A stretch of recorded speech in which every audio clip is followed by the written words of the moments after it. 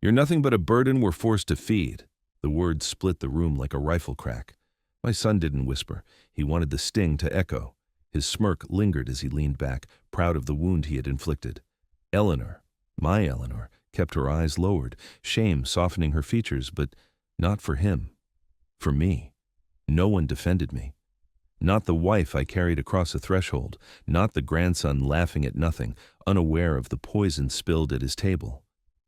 I set my spoon down. The metallic click sounded like a cell door closing. For a heartbeat, I saw the desert again. Dust storms, ambush, men who died because panic stole their patience. I survived because I listened, waited. Silence became a weapon. And tonight, it would again. I looked at my son. I didn't speak. Words are ammunition. You don't waste them on skirmishes. My war wasn't over. It was just beginning. "Where are you going?" my grandson chirped as I rose. "Stretching my leg?" I said, patting the prosthetic strapped where flesh used to be. They thought that steel made me weak. They had forgotten that scars don't break men, they forge them. In the study, I opened the dented metal box. Documents, deeds, and a folded flag stared back. The flag whispered of brothers buried under sand, of promises kept with blood. My hand tightened. If they wanted war, they'd have it, but on my terms. Yet when I reached for my life insurance policy, the space was empty. Missing. My pulse thudded once, then steadied. Someone had been here, someone with a key. I shut the box, calm settling like a sniper's breath. This wasn't an insult anymore. It was a plan.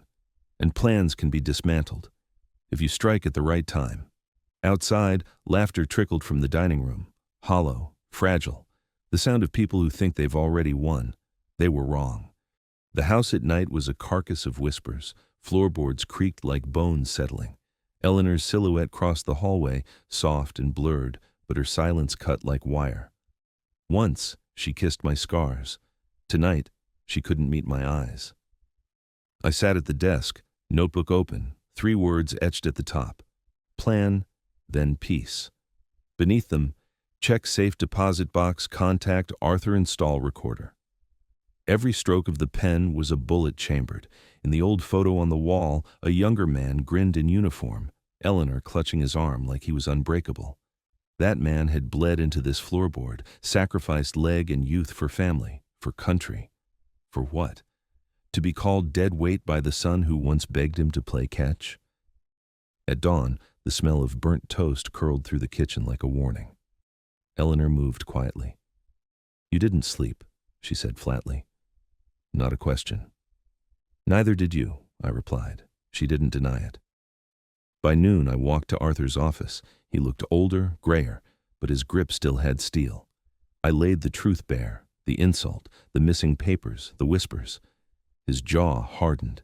"You were right to come. They're building a case, guardianship, power of attorney, guardianship." The word felt like chains rattling. Arthur leaned in. "You fought worse, Harold. Gather proof, secure everything, then strike clean."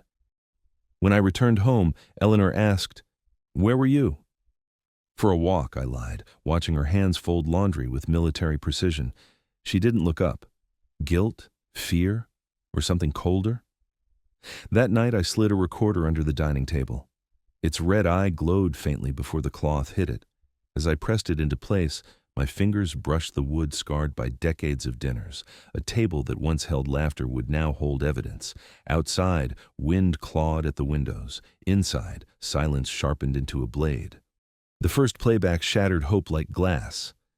"He suspects something," Eleanor's voice, low, strained. "Of course he does," Melanie hissed. "He's not as senile as he looks, but he can't stop what's coming." Then my son's voice, calm, cold. "If he refuses, we'll prove he's unfit. I've already spoken to someone about guardianship." Guardianship again, a word that stripped me of flesh, left me only as a ledger to be managed. I sat in the dark, their words replaying like distant gunfire. Betrayal wasn't a suspicion anymore, it was doctrine, and Eleanor, my anchor, was part of it. She spoke first. That cut deeper than the prosthetic biting into my thigh. Dinner was a charade that night. My son laughed too loudly. Melanie served with venom disguised as sweetness. Eleanor avoided my gaze. I chewed slowly, tasting ashes where food should be. Have you thought about updating your will? My son asked lightly. Yes, I said, matching his calm. Complication often reveals character. His smile faltered. Mine didn't. Later, I sealed the tape in an envelope for Arthur. Every word was ammunition, and I was building an arsenal. Rumors spread faster than fire in dry brush. I made sure of it. A loud conversation at the bank about transferring assets. A staged chat at the bakery hinting at scholarships for veterans. By dusk, whispers slithered through the town and into my son's ears. He stormed into the living room, waving a letter I'd left where he'd find it. What the hell is this? Are you moving money? Paper, I said mildly, sipping tea. Stop playing games? Games? I smiled faintly. Surgeons cut out what threatens the body. Maybe I'm just practicing medicine. His face flushed crimson. Melanie hovered. Eleanor wrung her hands like prayer beads. They saw defiance. What they didn't see was design. Every word, every glance was bait on a hook.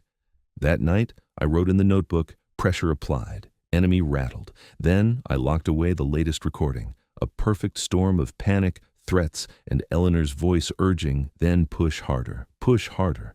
The phrase tasted like a dare. The courthouse smelled of old wood and older lies. My son sat polished, rehearsed, playing the martyr air. Melanie dabbed her eyes. Eleanor hovered in pale silence. Their lawyer painted me as feeble, a relic clinging to control. The judge listened, eyes sharp behind steel rims. Then Arthur rose, calm, precise. He laid the recordings on the table. Every whispered scheme, every plotted theft bled into the sterile air. The lawyer sputtered objections, overruled. My son's face drained of color. Melanie's mask cracked. Eleanor wept silently, her tears falling like confessions. Mr. Walker, the judge said, turning to me, can you manage your affairs? I stood, cane steady, voice steady. Your Honor, I manage my meals, my accounts, my life.